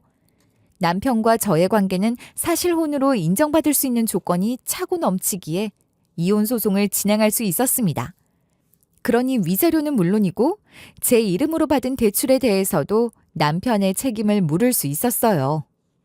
대출받은 돈이 어떻게 쓰였는지 다 기록으로 남아있으니 그 빚에 대한 책임도 남편에게 물을 수 있었고 양육비 또한 꼬박꼬박 받을 수 있게 됐어요. 지난 시간 동안 주지 않았던 양육비에 대해서 소급 적용도 당연히 받았고요. 그리고 사모 딸은 그놈을 사기 결혼으로 고소했다고 하더라고요. 그쪽도 금전적 피해가 한두 푼이 아닐 테니 남편 놈은 그 돈 갚으려면 고생 좀 해야 할 거예요. 그 지경으로 궁지에 몰리니 남편 놈은 한 푼이라도 아껴보려고 그러는지 하여간 저를 찾아와서 사정을 하는 거예요. 여보, 내가 오죽하면 죽었다는 소리까지 해가면서 이렇게 살고 있는 거겠어. 당신도 봐서 알잖아. 그 여자 성질도 더럽고 아주 못 배워먹은 여자야. 그놈의 집구석은 말할 것도 없고 말이야.